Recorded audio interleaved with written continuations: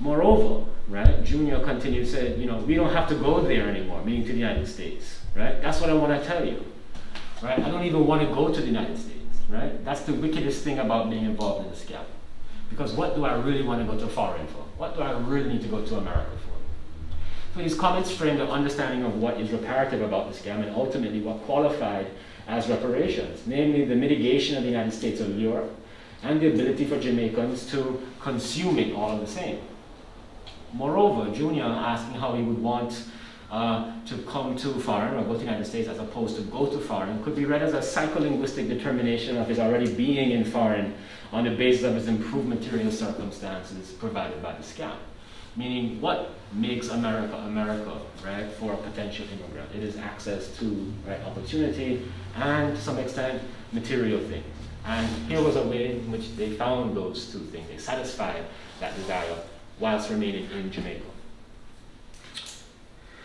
So, thinking about their answers, you know, it became evident that for the crew, reparations were part of the same emancipatory framework that propelled Jamaica towards independence.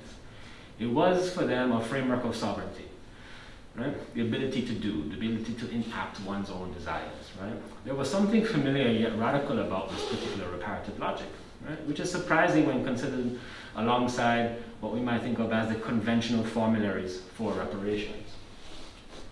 So in addition to cartels hit some, right, public discourse around reparations had been gaining increased purchase in the Caribbean for the preceding several years, leading to the formation of the CARICOM Reparations Commission in 2014.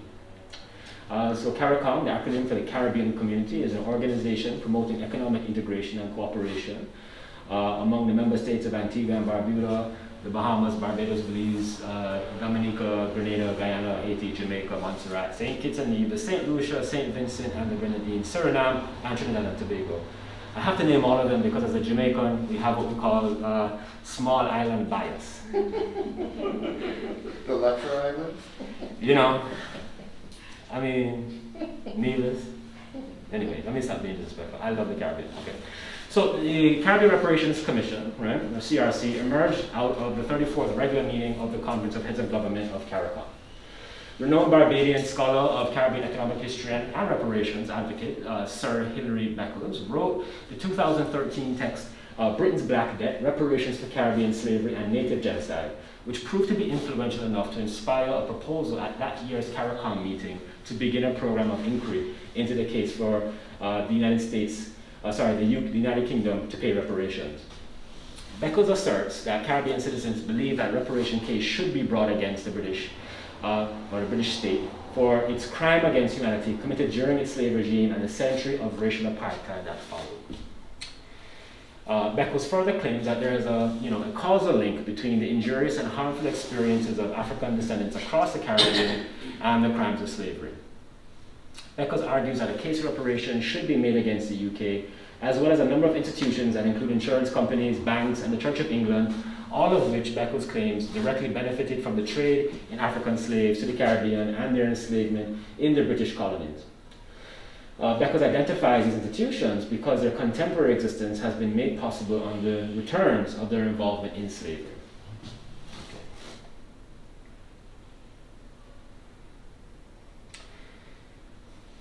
So the CRC's campaign asserts that European governments were, and here is taken from their actual website, were owners and traders of enslaved Africans.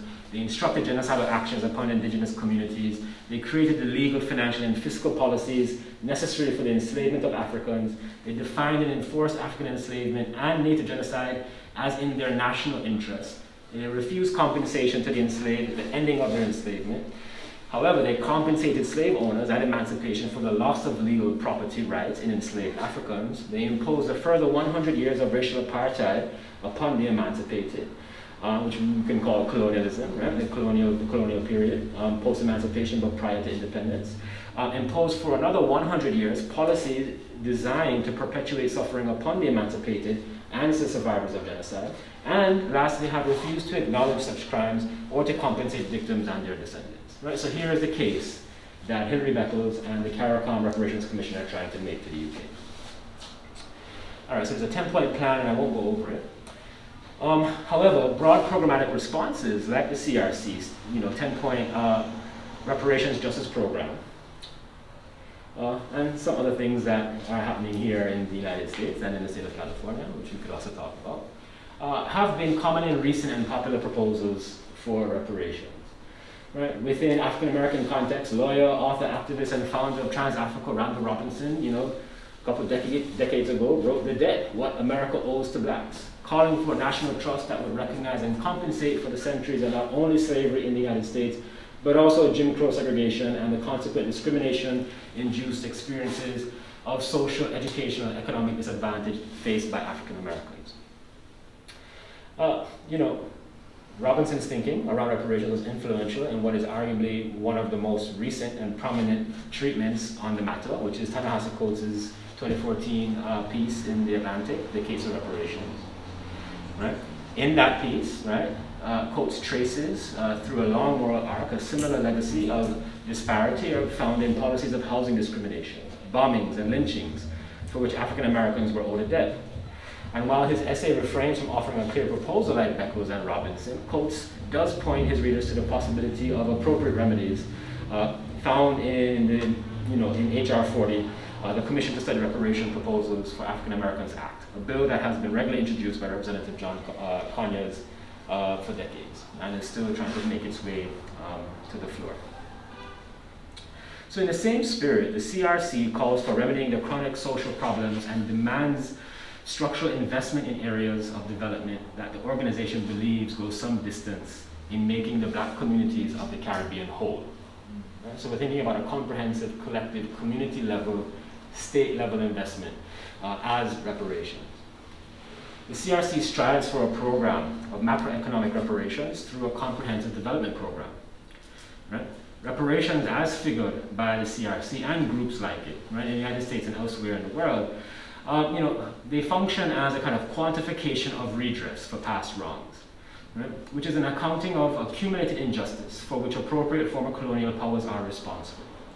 The CRC asks that reparations address contemporary problems by using reparations not only as a framework for thinking about contemporary problems, but also as a framework for thinking through the cyclical reproduction of injury.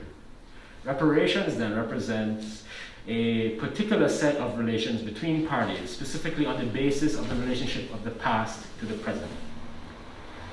The question and the difficulty of reparative claim making is how to reconcile the accumulative quality of the claim, however. This is, right, the inevitable intellectual and political roadblock that reparations activists come up against in their advocacy time and time again. Right? In other words, the injury and the present claim. There's a temporal distance that is often hard to cover. Catherine Franke, legal scholar and author of Repair, notes that she received no pushback against the idea that Black Americans have been failed by not receiving adequate justice. She did meet resistance, however, when it came to what ought to be done about reparations today. One phenomenon that she identified as an issue was a notion of white innocence, by which white Americans feel no personal connection to and therefore no responsibility for what happened centuries ago. The same can be seen in reparations claims at the state level.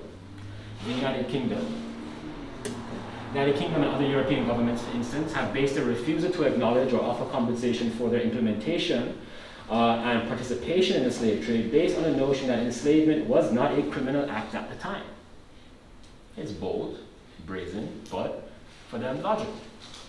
Indeed, the British government's primary defense against reparations is that the slave trade was not only legal but also adhered to an international standard of European legal and commercial norms. Furthermore, from the vantage point of former colonizers, even in the context of accepted criminality, by now a statute of limitations has been reached. So even if we wanted to accept that that was criminal, listen, it was so long ago. Making any form of repayment or even proper apology seemingly unnecessary. Even apologies are problematic, as our own Professor Emeritus Charles Henry tells us, because they are only the first step in a reparation process that may involve restitution, compensation, rehabilitation, and satisfaction. Concepts for which many politicians would never actively seek to be responsible.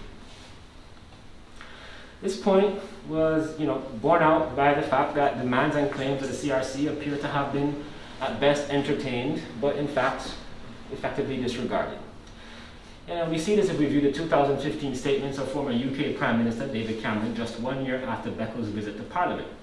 Prime Minister Cameron, during his visit to Jamaica, minimized his country's responsibility for slave reparations and instead announced infrastructure development funding for the Caribbean, broadly, in the amount of £300 million. While imploring Jamaicans, along with Britain, to, quote, move on from slavery's painful legacy, he also announced £25 million in British aid for a prison construction in Jamaica, so that the country's national serving sentences in the UK could be deported to carry out their sentences back home on the island. Right. In the same year, former President of France, FrancoisHollande, similarly deflected Haitian calls for reparations by offering financial support in modernizing Haiti's education system and other forms of investment instead of formal reimbursement. Also cited was France's cancellation of $77 million of Haiti's modern debt as a form of aid following the 2010 earthquake that devastated the island. However, it should be noted that this sum is negligible when considering Haiti paid an estimated $21 billion to France from 1825 to 1947 as reparative compensation for loss of colony and slave property resulting from Haitian independence in 1804. So these government responses take the white innocence framework and frank advances to a degree that can only be described as white intransigence. Nevertheless, reparations thinkers and advocates have mobilized a concept that goes some way in reconciling the temporal complication through the operation of debt. For them, the reparations claim is undergirded by the terms of debt, where Caribbean debt, in the case of Jamaican reparative claims, is the other side of European theft. The politics of debt and theft are intimately connected and have together produced the conditions of deep impoverishment, or what in Jamaica is locally termed sufferation. Again, I briefly defined it earlier, which is, the notion that there is no opportunity to be had from within Jamaica. On this basis, then, anthropologist David Scott writes that Caribbean reparations claims must seek more than economic aid, which would come with all of its disciplining technologies and moral hubris, and be framed in the subservient sense of a mendicant seeking assistance. Instead, reparations must address what is owed to the Caribbean by former slave trading and slave-owning nations as a matter of the justice of redress. It is likely, for these reasons, that within the CRC program, the most likely demand is nation-to-nation debt amnesty. The CRC has argued that debt cancellation serves as a perfect revolutionary demand. Saidiya Hartman argues that emancipation instituted indebtedness. The very bestowal of freedom established the indebtedness of the free through a calculus of blame and responsibility that mandated that the formerly enslaved both repay this investment of faith and prove their worthiness. Tim Armstrong has noted the reverse of the logic of debt, in which black communities insist that a historical debt is owed to them for a legacy of harm and stolen labor that amply justifies that claim and the discourse of reparation. Thinking with debt as a lived relation between these complementary points allows for the tracing of what Ann Stoler has called the fact of living both colonial relations that are alive and well and post-colonial predicaments at the same time, to emphasize a colonial presence in its tangible and intangible forms, to acknowledge that there are colonial presents. All right. This makes more sense on the page. Meaning to say that, next time I'm going to do the PowerPoint. So what this means is that debt in this context functions as a part of the inherited racial system and therefore has a potent value because it both contains a qualification of the crime of slavery's recognition and serves as a quantification for its payment. Right? Debt lends those obligations a sense of durability that ultimately ties together the formerly colonized and their former colonizers in an arrangement of post-colonial relations. In other words, we can think about the reparative claim as being one of injury. Right? When we have a claim of injury, what there is this possibility for a negotiation around or a contestation of this fact of injury. But more broadly, debt relations are more concrete. Debt relations, especially within a kind of Western episteme, are really difficult to get out of. If you can make a claim of debt, right, you may actively seek to avoid it, but that is not fundamentally the disqualification right? So we know we owe Bank of America something. Now I may try everything that I can to not pay Bank of America. But that does not negate the fact that I owe Bank of America. I accept that fact while still trying to circumvent my responsibility. And this is different than injury, right? We've all been there. You hurt somebody's feelings and you say, well, I didn't intend to. Well, if you were, offended by what I said. So we see how these concepts work differently. And so my argument is that reparations has to be thought of on the basis of debt for the claim to become more, established and to become, more available for demand. Okay. All right, let me skip ahead a little bit. Okay. All right, so in the Caribbean, questions of reparations, the question of reparations has concretely become a part of the political discourse, but as I mentioned, its claim is rooted in the condition of this deep impoverishment. Right, there is a little debate today that the transatlantic slave trade and the plantation system that it fed qualify in the long moral arc of history as a crime. As the rhetoric of European heads of government have shown, right, again the prison and Hollande, right, the servicing of reparations by one party to another is viewed as an admission of guilt of past harm, wrong, or even crime. To those European leaders of former colonizing and slaving nations, slavery was a crime, perhaps, if so, but if so, it was definitely a crime of a different era. It is a temporal position along the lines that can also be traced geographically within the complicity of Western European governments, with shifting geopolitical commitments and alliances. What, for instance, does it mean to no longer be a colony, but to have accepted membership into the Commonwealth nations? These reparative responsibilities are further complicated by the active movement of Africa's diaspora. For instance, from whom do third-generation Jamaican Americans seek reparations? The United Kingdom or the United States? Charles Henry notes that reparative justice denotes a space between the vengeance of an abstract wrongdoer and forgiveness from an abstract victim, to account for the normative sense of temporal distance between the acts that demand repair and those who make the claims and those against whom those claims are made. Claims by the CRC, the CARICOM Reparations Commission, have in this manner identified the descendants of enslavers and colonizers as responsible for reparative payment owed to the descendants of the enslaved. Repair is unlikely, however, David Scott asserts, unless we recast our assumptions about that past, and indeed about past action in general. So, returning to the crew. So the crew's novel reparative claim, right, that somehow these white Americans, elderly white Americans that could be responsible, provides us with a compelling option for recasting those assumptions. However, the temporality of Scammer's reparative logic not only conforms to claims on the basis, but also offers a framework that goes further by making a claim entirely based on contemporary conditions, which enables the identifying of a form of compensation that can come from the United States. I will say up front that while compelling the crews and cartels' claim of the scam of reparations is undoubtedly specious, right? I'm trying to be honest with you here. Trying to be honest. Being honest. The crew members were attracted to the message of cartels' reparation because of its vernacular power that spoke directly to the ethical positionality formed in their experience of race impoverishment. Cartels' dancehall politics of reparations were endorsed by and admittedly influential to the members of the crew because they forcefully critiqued the lack of available social and economic support in Jamaica that has so meaningfully impacted them. Furthermore, the lyrics offer an argument that is especially salient for the country's poor youth who are not imbued with the common sporting and entertaining talents that typically are the means of upward mobility in places like Jamaica and, in fact, the United States.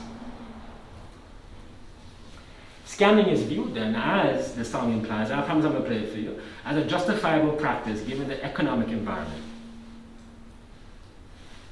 The crew member's reparative claim is less concerned, I'm watching the clock, eventually, I'm just like, oh, well, okay.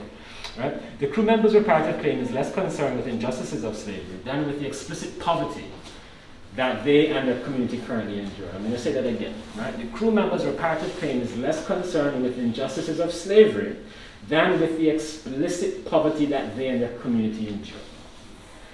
I do not mean that they, like the CRC and thinkers like Ta-Nehisi Coates, are identifying contemporary hardship as rooted in slavery, and in that situatedness they can identify a guilty party. For them, the injury was not the theft of life or the burden of forced labor across centuries, but that in spite of that, today they are still sufferers. What they read across the comparative lots of those like them and of those whose fortunes are distinctly better off, what amounts to them as a disparity of race and nationality was the real matter in need of repair. For the crew, reparations claims go beyond a counter discourse that provides the means by which contemporary inequalities are historicized. This is how it becomes possible for the crew's North American victims to become liable for injuries that require repair. Initially, I could only understand that the perceived wealth of Americans would make them ideal targets, but I could not work out how targeting them qualified as a reparative activity. After all, it was the British who enslaved the crew's ancestors, not my own, and it was the British regime of colonization that determined Jamaica's post-colonial economic reality. I came to realize that the tracing of reparative blame followed the transformative path of relations between Jamaica and North Atlantic powers, marked by Jamaicans' long diasporic encounters with the wealth of foreign, and this could mean both North America as well as the UK, a term that directly identifies these Western countries, for whom and within which migrant Jamaicans have long labored. Indeed, foreign was long a primary reference for the UK.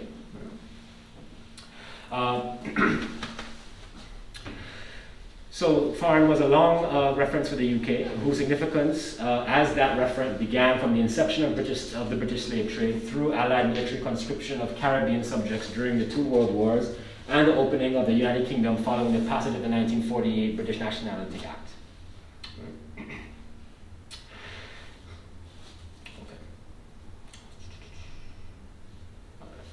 However, with Britain's willful forgetting of slaving history and Caribbean contributions to European peace, and the constriction due to the British the Nationality Act, beginning with the reform period in the mid-1960s and ending with its update in 1981, effectively disqualifying Jamaicans from British, subject to their nationality, citizenship, Jamaica's migratory gaze shifted towards North America, Canada, and the United States, right, who readily fulfilled the qualification of foreign. So again, we have what is a historical shift and geographic shift in which the United Kingdom is replaced in all of the ways that it held value by the United States, or North America broadly, Canada and the United States.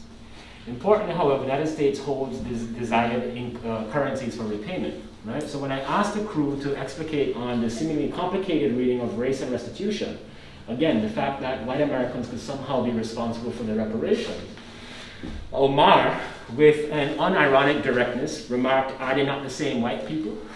Right? Omar, are they? His response, more of a rejoinder than an answer, nonetheless provided critical insight.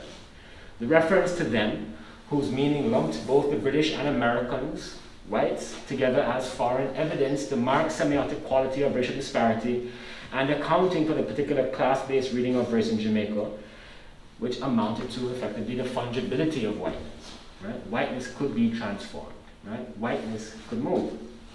Propping up his reasoning, white racial identification stands as a moral affordance for the scams targeting in North America. The comment was born from the vexing frustration inherent in the simple formulation provided to us by FrancoisHollande. You are rich because you are white. You are white because you are rich.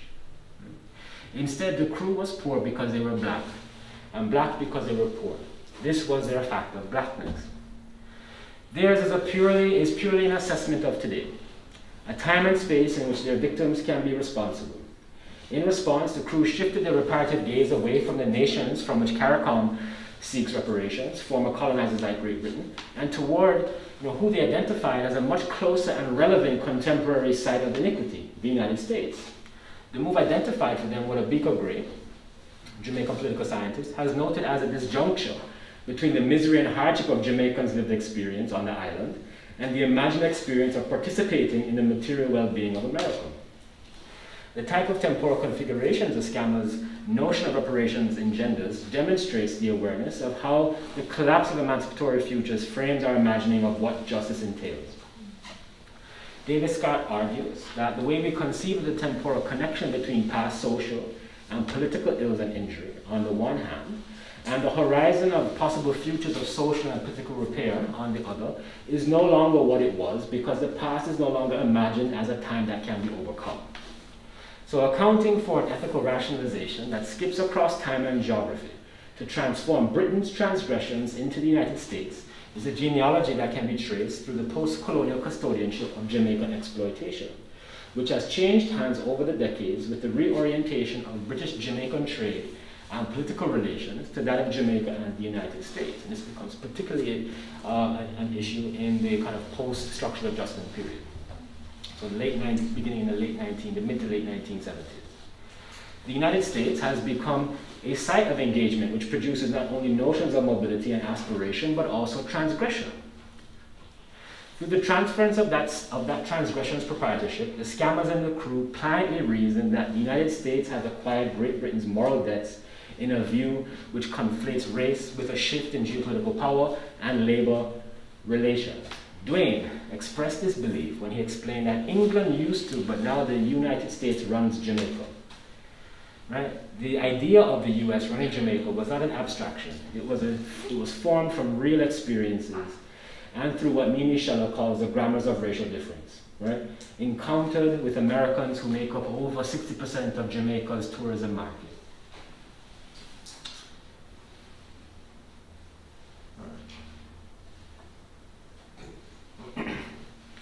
So the scam has articulated through these reparative ethics remedies not only the injury of the colonial encounter, but also the post-colonial retreading of the sites of inequality and injustice by newer actors like the United States government, its citizens, and its corporations. Right? So you have Britain, slavery, colonialism, and the post-colonial period you have United States structural adjustment, right? You have, right, the kind of tourist economy, and then you have companies like Amazon. Right? So you have these North American actors that are perpetuating the same cycles of violence that were simply introduced by the British. Okay, so as such, right, and I'll end here, right, as such, reparations stand as a capacious ethical charge as formulated by the scammers, right, that accounts for a growing assertion of injustice across the scales of individual, community, and nation. Reparations, as understood through the scam, right, have been identified by the scammers as a temporal reorientation whereby the exploitation of the slave system is ethically superseded by claims based on the contemporary condition of poverty. Scammers use this reorientation to open up the scope of culpability beyond the acknowledged perpetrators of colonial crime. Within its configuration of fungible repair, scammers reconfigure the currencies and processes for repayment on contemporary bases. With their cunning relocation of blame, scammers manipulate the logics inherent in reciprocal relations and deftly maneuver within the durable expectations of non-payment on the part of former colonizers, as well as the non-receipt of Jamaicans to profit from the deferrals of that promise's continued cycle. Right? Their practice as a form of reparations for these long histories and circuits of colonial and post-colonial inequality reveals reparations as serving as more than a means of recompense. Instead, reparations are an engagement that defines the continued productivity of post-colonial relations through the withholding by one party and the protracting of expectation by the other, proffering novel terms of transgression and transaction. As a result, scammers' reparative articulation stands as a militant moral claim as opposed to the anticipatory position that undergirds the condition of their impoverishment. In this move, there is an abandonment of reparations' formal receipt. Instead, it is through its taking and its proclamation on the unreasonable basis that scammers offer that reparations can genuinely be had. The claim of reparations, the scammers show us, is made most robust when based upon contemporary conditions which are more perceptible than the effective moral inheritance of slavery's injury.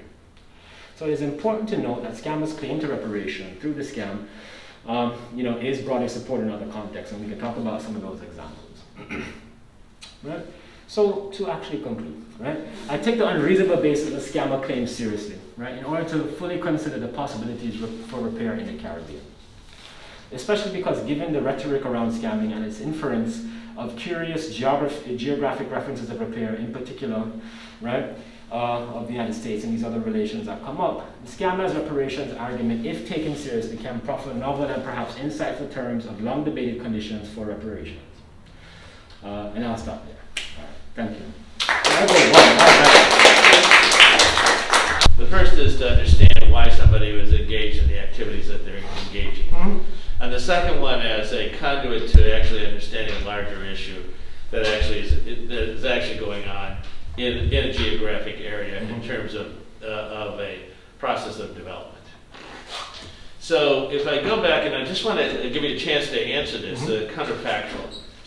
The counterfactual of these people, if we're trying to understand why they do what they do, is that it has to be kind of in relationship to the fact of inequality. Right. So their idea of inequality in the way you're presenting it, the way they present, what you presented to us, the way they understand it, is that they focus in on the international scene rather than the national scene. Okay. Right. So if we looked at actually Jamaica itself, with an enormous difference in class structure in Jamaica itself, one could have imagined, you know, all these poor people and not having much saying basically, you know, it's the inequality that exists in the elites in us that is really the fundamental problem, not actually one in which capital is going, but who gets it in the country. So rather than actually, so my question actually is, based on this, is how much of what actually you find with them can be summed under the idea that a simple capitalistic idea on the basic level. I saw my opportunities and I seized them, and I rationalized them in an international context rather than more hard rationalization and focusing in on elites within the country. Sure. Yeah, I mean, and so, you know, I used to get questions like, so do scammers scam other Jamaicans, right? And some of the questions would also be, well, you know, would that be reparations as well if they did? And the answer to that question is no. It wouldn't be, right? No, it wouldn't be. Because again, it's about shifting the frameworks of blame and of debt. Right. And so even if there are elite in Jamaica, and there are elite in Jamaica, and you're right, Jamaica has a very interesting, you know, race class matrix that, you know, I'll tell you because, you know, there's Ethnographic Center here. I remember when I was back home in Jamaica doing research, and I was living with my grand aunt. Her name is Auntie Pinky. She turned 98 a couple of weeks ago. Auntie Pinky, interestingly, introduced me or identified the first scammer in her neighborhood. I was walking from Auntie Pinky's home to the nearby grocery store, and I would do this every few days to buy stuff, right? And one day this guy looks at me and I'm like, okay, what's going on? And he says, I'm trying to figure out where you were from. I said, what do you mean? I'm from here. This is my neighborhood. I grew up here.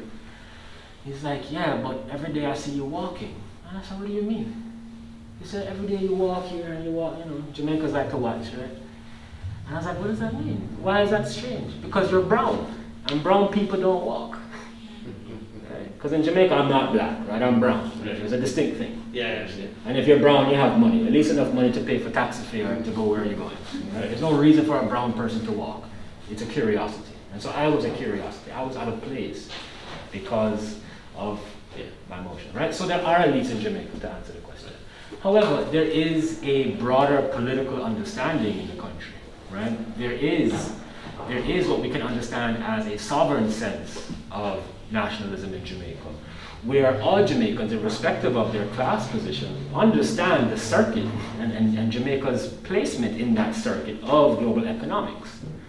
In other words, right, when independence came around, and by 1971, 1972, Michael Manley, you know, ushered in a democratic socialist government in Jamaica, which saw a massive increase of, you know, poor urban and rural black Jamaicans' movement into education and the middle class, universal education, universal health care. And then by 1978, because of the 1973 oil crisis, Jamaica was in a certain circumstance and was required to seek out and procure an IMF loan agreement. The first thing that the IMF said, you got to cut the education, you got to cut the health care, right? And so there is this really everyday sense, right, of why Jamaica is the way it is.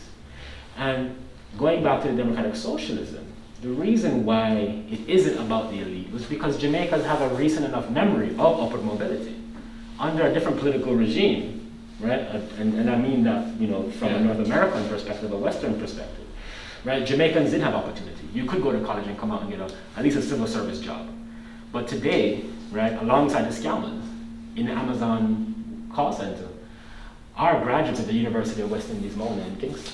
Right? And that was some of the things that ethnographically the scammers made fun of. Can you imagine all these people go to UE and I'm still working the same job as me? Right. And so there is this broader sense, right? And so I think, you know, I get what you're saying, and I think, yeah, it is a... Well, it's just a question. Yeah, but, you know, so what happens is that they understand the actual broader circuit in which Jamaica sits, right? And that is that Jamaica's fate from a state level to the everyday circumstances are not dictated by Jamaicans, are not dictated by the Jamaican state. They are very much dictated by external factors. Others? Deborah? I had a question following up on that. So I just recently learned about the role of Jamaicans building the Panama Canal, which seems to like very much support the argument that you're making here and that the scammers are making. And I'm wondering whether that was specifically talked about at all, or... I mean, it's such an ancient history, you know, in that way, you know. And I'm, you know, so my family has land in Jamaica, in Montego Bay, because, you know, my great grand uncle went to Panama and did that work and got money and came back home and bought land. It's why every time I meet a Panamanian, I'm like, you know, you're just Jamaican, right? Because of that bias that I talked about earlier. Yeah. So, you know, but there is a migratory, you know, history, right, of opportunity.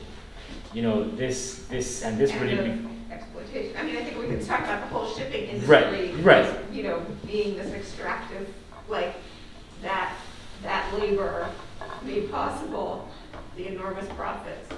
You know, but for the scammers, they're not trying to change that system, because, you know, what I talk about in the book is how even the project of sovereignty for them is pointless. So they're post-sovereign, really, these scammers. Right? Like, we know how the world works. The world has to work this way, which is why it's okay for the book to be subtitled The Crime of Black Repair in Jamaica, because you talk to these guys and they're, yes, I'm a criminal. Because the world is criminal. How else can you get by? It's only us who go out and having morals and all this nonsense over here suffering. Because how does it make sense for spaceman Jeff Bezos, right, to be paying me $1 an hour? Right? And that's the way that capitalism works, and my government has signed on to that. So for them, it is only logical to be criminal. And so, you know, which is why it's not about tracing something from slavery. It's not about saying, well, look, all, you know what I mean? It's like, no, listen, right here, right now, this is the injustice. Your contemporary framework, like, forget the whole notion of tracing something back to slavery. That's irrelevant, because you are producing new forms of injury. I mean, you're continuing, you're making ongoing decisions to screw us. And that has nothing to do with slavery, right? I'm poor today because you want me to be poor today. And this is what the scammers are arguing. And so for them, like, you know, it's almost irrelevant, right? It's almost irrelevant that they had to, you know, go to England for opportunity, or that, you know, some of their ancestors went and built the Panama Canal. It is a purely contemporary rationalization of their injury, and it's injury as being produced in the moment. And that's what makes it so compelling for reparations, because it, you know, it removes the requirement, the responsibility for tracing, right?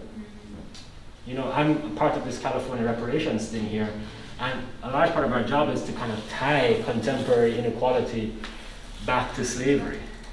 And it's a difficult job, because you have to maintain that custodianship at each point. And they're like, listen, I have no time for that. Right now, right here, you're making me poor. And you're making me poor because you can. And that's not criminal? Okay, so let me go do what you're doing then. Right? And that's, you know, and so in one chapter of the book, I talk about how what they're basically doing is reproducing the like the telemarketing thing. So we literally get things on our phones like, you know, scam likely. Like, it's the same thing, right? If the Marriott somehow like wants to give me a 2-day holiday, like, it's no different than Junior, Omar, and Dwayne calling me. In principle, meaning ethically, it is the same act, right? The only problem for them is that it's that black and poor people are doing it, right? And, you know, I mean, because, you know, you get this promise of a Marriott visit, but do you go? Who knows, right? But so the point is that you give away a lot in the process, right? So yeah, it's not really an answer to this specific question about the Panama Canal Zone, but it is about, how does the Panama Canal Zone and that opportunity for improvement figure into at least the scammers' broader framework for development, and they're just not interested in it. They are post-sovereign. They have moved completely into the ethics of the individual, and we could talk about that. But I talk about that in the book. Yeah, there was a question in the book. Yeah. Is it presumed that the recipients of the scam are white? Say it again. Is it presumed that the recipients of the scam are white, or is it anecdotal? Right. So they mostly are, right? And I think, and here's where I give my disclaimer, which is that there were, especially at the time when I was in Jamaica doing research, which is now, almost a decade ago. I know, right? Elizabeth just got back. That's how long books take. So you have to like what you do in your dissertation, because it's with you for a long time. The scam was technically not illegal in Jamaica. It didn't become illegal until 2 years later, when the United States basically said to Jamaica, listen, stop this nonsense. And that's where the shift in crime begins to happen, and we can talk about that. So from 2007 up until 2013, there was effectively no real crime associated with the act of scamming. Scamming was tolerated in Jamaica because there was no local law that basically would punish somebody for convincing somebody to give them money. I mean, that was the view. So the Proceeds of Crime Act had no sense of saying, well, if you call somebody and tell them you're going to give them something in return for money, and you don't give them that thing, you can't go to jail for that. Right? So it was a widespread practice, meaning you had international phone call, calling cards. You had little kids in the street just dialing random 10 digits, starting with 1, and hello, hi, this is John. You know what I mean? So you had that kind of thing, and so there was a point that was indiscriminate. But it goes back to part of my answer to Martine earlier, right? Which is that if they scam, say, a black person, that's crime, right? If they scam the white person, it's reparation. Because what they do in terms of shifting the kind of normative basis of reparative claim making is that conventional reparations claims leave the responsibility entirely on the victim, right, to justify why they are deserving. Whereas for the scammers, they're saying, no, you, right, you, right, are guilty. And so whatever I do, I can make a reparative claim because of who you are and what you represent, right, and what has, gotten you to this point that creates this disparity between our circumstances. And so that's why, I'm not invested in maintaining that the scam is reparations, right? But what the scam as reparations does is it opens up the possibility for how we can actually make reparative claims, right? Reparative claims no longer have to be the responsibility of the victim. Reparative claims no longer have to be a part of this long chain of custody, of injury, right? Reparative claims don't even have to be about slavery. Right, so they completely explode the normative frameworks of reparations, making it truly a way for rethinking and reordering our racial relations and our political relations. And so that's part of the answer. And you can make the argument that scamming white Jamaicans, like the Blackwells or the Metalons, yeah, sure, is reparatory. Yeah, I mean, my mom's a white Jamaican, right? But what's interesting is this, right? So so we moved up here. And one day, my mom's a single mom, and so I called my mom at work, and she had this reception job. This is in Miami. I said, Mom, how you doing? Boy, I'm just doing the white people them work. I said, Mom, what do you mean you're doing the white people them work? White one, what are you talking about? My mom is white, just in case you didn't get that, right?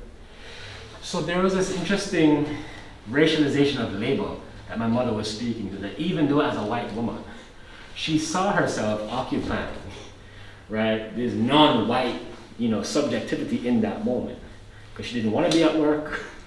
She would rather be doing something else, exercising her liberty, doing anything else again.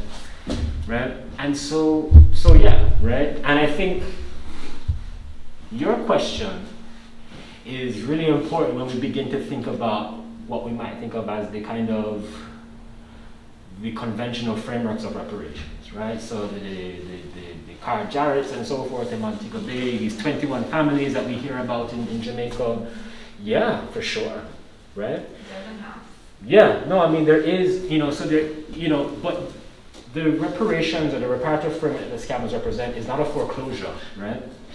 What they're telling us is that we need a multiplicity of reparative frameworks because the injuries are multiple. They show up in all manner of ways. I mean, it's silly and it's injurious actually to only limit, injury to that which could be traced to slavery, right? All of the injuries that, so I talk about the book about the kind of masculinist anxieties that really do help to motivate some of the daily kind of ambitions around the scam. So there are impacts to kinship. There are all these kinds of things that happen that are effectively injuries, right? And so to only trace that to slavery, right, can't happen. So what that means is that we have reparations that looks like this, in the book, and we have reparations that in Jamaica that says, well, yeah, you too, yeah. Yes. Thank you. Great talk. Yeah, thank you. I really appreciate it. I was really excited to come because I've always been interested in this question of entrepreneurism at the grassroots, right, and what people do and how some entrepreneurism is criminalized and right, some is allowed and supported. And people doing rent parties to there are all these informal entrepreneurism, right. And so I remember starting in the early 90s, maybe the late 80s, I started getting what was known as the Nigerian scam letters when they were still postmarked from Nigeria. Oh wow! And I now wish I would have kept some. Yeah, you should have. As artifacts. And I was always fascinated by them and said, this is so interesting. And then they shifted at some point to email. Right. And so starting in 2013, I started saving them. Because I want to write about it. So this way I'm excited. And so right now I have about 800 of the emails I've saved. And there's so many different pitches and styles and identity claims and offers. And I'm just fascinated by it all. So what I really appreciate what you say is both understanding reparations as an international kind of like flow of resources, but also the whole temporal part. Right. It doesn't have to be history. And I'll just finish by saying the last time I came to a talk here, our team was Juliet Shore talking about the not the Amazons, the Ubers and the Lyfts and the all that. Which is like based on super exploitation, super. And when I look at that, I don't do Uber. I never because I think it's a scam, right? And it's a ripoff, and I can't believe it's legal. That's right. When I look at it, so when I'm looking at this stuff, Scammer's Yard could be the name of a book about Uber, right? As far as I'm concerned. So. I just really appreciate you bringing a lot of insight, at least to me, in this. No, I appreciate that. Thank you. And I mean, that's exactly right. But, Uber is so Janet Reitman talks about the sanctioned and unsanctioned economy, right? And so, I mean, what is an embargo, right? Other than the criminalization, effectively, of a given nation's, participation in the global economy, right? You make effectively illegal, right, trade. And it's important to know that post-emancipation, right, Jamaicans, try to, and these are not just black Jamaicans, but Creole Jamaicans, right, try to produce all manner of industry coming out of the Caribbean. They try to move away from a purely agricultural economy, right? Soap. You know what soap is made out of? Coconut, right? Sodium lauryl sulfate, right? Coconut. And so it's the thing that makes your stuff salty. Britain said no. You can't do that, right? The 1865 Morant Bay Rebellion in Jamaica, right? This is one of the first, you know, it's funny because 1865 in Jamaica, there was no slavery, right? It was post-emancipation, but in America, things were still happening, apparently. So, the Morant Bay Rebellion, which often gets, you know, incorrectly cast as a slave rebellion, right, was a labor revolt. Why? Because Britain decided to move away, right, from cane sugar-based sugar, right, or cane-based sugar, to move to a cheaper alternative, which was the European beetroot, undermining the entire economy of Jamaica. So much so that you had, you know, a set of, you know, formerly enslaved free people who decided, no, we have to, you know, so the first, you know, proper labor revolt, right, post-emancipation in the context of freedom. And so, you know, this is why Norman Garvan, the economist, the Jamaican economist, called these facts the rules of the game, right? And so Uber is legal, right? But we know that, and there's a difference between legal and what is effectively criminal, if we open up these definitions. And so this is what the scammers are telling us, right? You know, to be criminal is the normative order of the world. And so in the book, what I trace is that, you know, so David Scott, thinking through C.L.R. James, you know, talks about how in Black Jacobins, you know, C.L.R. James had a romantic notion of you know, African, you know, emancipation in the Caribbean. When he wrote the first edition in the 1930s of Black Jacobins. But the 1960s, right, with the kind of failure of the West Indian Federation, and, you know, James became a little pessimistic. And so David Scott traces and argues for the shift from a romantic framing to a tragic framing, right? The story of Haitian Revolution goes from a romantic, right, upward possibility to a tragic story, right, of the limits of freedom. And so I pick up on Scott, right, from that moment, right? And I say, well, the scammers actually are representing the next shift, which is the shift into satire, right? So they've given away, they've given up on the romance, they've given up on the tragic, because the tragic is still an attachment to a possibility, right?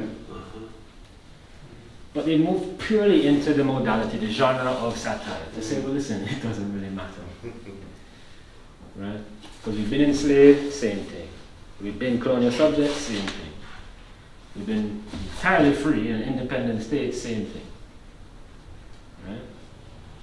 And so for them, this is why the Sovereign Project is, you know, they're post-Sovereign, right? And so this is exactly it, because the world is shaped that way, right? This is why Elon Musk apparently is now the richest person in history. So much of a Robin, right? I mean, this is, you know, this is the scammer. Oh, this is recorded. Yeah, go Robin, this is right. You know, so that's the claim. Well, I have another yes, question along those lines. So, can you revisit the sin that you talked about at the beginning? Because I feel like that made sense to me when you were talking about the beginning, but now I'm not seeing how it fits in with this law. Yeah. Well, I mean, it's the difference between morals and ethics, right? I mean, and so, like, so the scamming morally is wrong, right? We understand that from a moral standpoint. It is theft. And so, you know, again, thinking with Charles Stafford, so I'll just rehearse that really quickly, right? The ethics actually get at the complications, right? So the scammers know, right, that to steal money from some victim, and they know these victims too. This is not, you know, some abstract, distant crime, but they spend time. Right? They spend weeks talking to these people, getting to know them. Oh, well, my grandson's coming over for the holidays this weekend, and they know, and they use that to their advantage. Oh, grandson is coming, means that you save money. All right, so you have money. Okay, well, your daughter's coming, maybe she'll get you some money, right? So they know these kinds of things. And so, you know, it's important to know that Jamaicans are broadly Christian people. Perhaps not always Christian people, but Christian people, right? And so it isn't incompatible, right, for there to be a sense of guilt that is still overcome by a sense of necessity and a sense of being able to rationalize something. And so, you know, again, I'm not trying to make sense of the scam, right? I don't need it to have any internal coherence or logic, because what the scammers show me is that really nothing in the world has, you know, why is it that we have an Uber? right? What is it that compels an Uber driver to also subject themselves to the terms of their contract? What does it mean for us, knowing good and well that we're exploiting these people, to still say, you know what? I really need that boba tea, you know. And I'm gonna get one of the guys to come pick one up for me and bring it to my house. Like the whole world is full of these kind of internal contradictions, right? Because we can know something, we can know better and not do better, right? And so what we have is this, you know. I mean, that's the simplest way to put it. But it's more about the availability, about the fact that the scammers can make that claim. Whereas we are limited in how we can maybe, you know, criticize Uber, right? Meaning, I don't know, you would really have to work to kind of make a kind of framework of injury and repair, right? As a person sitting outside of that. But for the scammers, they can make that claim, and that's what's so compelling about it. You know, contradictions and everything included. But really, I mean, I guess it's part of the question. There is a question there, but there's a comment before. Yeah. And that is, you can have two things going on. One is that one could argue that the capitalist world, we're behaving exactly like labor capitalists behave. We're not really different than Bezos. Right.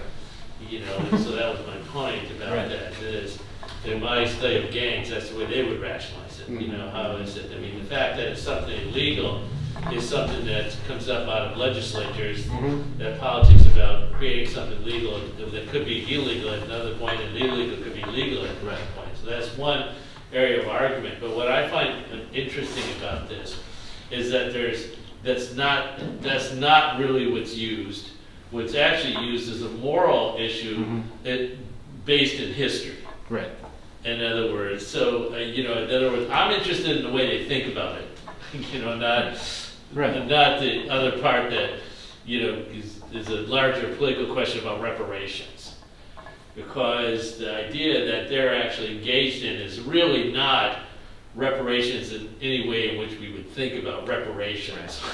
It's a transfer of income. Right. From an economic standpoint, from one place to another. That we could understand. I guess I'm interested in the way they think. You know, the project of what you begin with here, the way they think in terms of what they're doing. Right. Yeah. And you know, and so I guess that's where that their idea here, the availability of having a moral argument in history, is useful as a resource. You know, for the most part, as opposed to, you know, well, you take my point. I do take your point, and you know, and so in the book, by the time I get to the end, right, you know, I come to the realization that we don't, you know, so yeah, right, like, if it's reparations, we don't know, but you know, which is why I try to make the argument for emphasis on repair rather than reparation, right? Reparation should bring about repair, right, and repair is understood or should be understood as the satisfaction around a harm or injury. And so, you know, what I determined by the end of the book, and you know, should I give away the spoiler? Sorry, you gonna read it, Martin? I don't want to give away so I don't want to give away the ending, but I'll give away the ending, right? Well, is that the injury is an embodied experience, right? Meaning that they live the injury, they are the injury, they're the constant potential for harm. Right, and we see that with ongoing anti-black violence. We see that with George Floyd last year, right? Meaning George Floyd didn't have to do anything. He was already primed for injury because of who he was. Right. And so therefore, if you are constantly a site that produces injury, right? Meaning the qualification of injury, not actually injury, right? But you are constantly the site, meaning, again, going back to Fanon, right? You are white because you are rich. You are rich because you're white. So the inverse of that is you are poor because you are black, right? Then what that means is that every act of satisfaction is inherently a reparative act. This is what the scammers are saying. Right? Yeah, I get this. What I find really terribly interesting about this is the question of race. Yeah. And that can't be actually, there's no way actually to not see it as a question, you know, when you look at race. But it kind of goes what I'm thinking of both ways. So what the result goes both ways. So the idea is that whites, as you introduced, and the empirical evidence is, that you presented, is that they see this as reparation, and whites did this in the past, and they're the descendants of this as a white thing that did this to Africans first as slaves, and then later as the plantation economy, et cetera, et cetera. But then the other way in which it's actually done is, once this is done, what's interesting to me is the reversal. That is, the people who scammed them are black. In other words, from the white, aged, or whatever issue, who's scamming them is black. Producing the injury. Yes, it's producing an injury to them, which is, I find interesting, because in the one area where race is used as a way, it actually, if you were talking about race relations, or we're not exactly, what's interesting to me about the whole thing is that it actually keeps the whole nefarious idea about that's where I mean, that's what's interesting is that, so another part, so I talk about this reciprocity, right? And,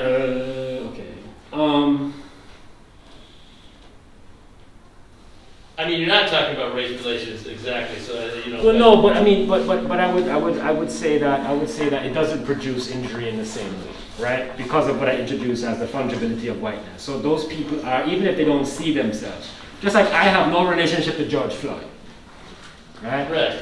Meaning, what we have collectively agreed as a society is that somehow blackness is a collective identity. Right. And the challenge with blackness is constantly the undulation and the modulation between blackness as a collective identity and as an individual identity. However, whiteness is almost always understood as an individual subject form. Right? Interesting. Yeah. And so this is why George Floyd could be murdered. Right? Because George Floyd, not as an individual, carried the threat, but because his whole category was threat. And he was representative of that category. So what the scammers are doing is they are collectivizing individual whiteness. Yeah. That's right. Right? And so it doesn't matter if, Mima in North Dakota or what have you. Right. I knew an old lady named Mima. She was very sweet. Right? It was an empirical reference. Exactly. Yeah.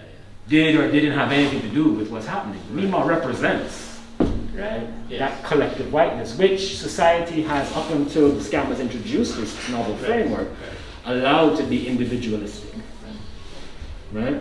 And so, what scammers are doing is they are effectively, returning the gaze, right? They are not the gaze, the framing, right, back onto whiteness. And so there's no way, right, that it is actually a return of injury, because Mima, right, there was a woman named Edma Schneid, right? Her name was Edma, this was 88, lost $250,000. Edna is carrying the debt for the United States. Edna is carrying the debt for Britain. And so it doesn't matter how much Edna loses individually. Edna is not an individual in that case. Edna is a collective. Right. Just as Junior, Omar, and Dwayne are collectives for the entirety of the black experience of impoverishment through coloniality and post-colonial. Well, we're all right. And, thank everybody. Thank you very much for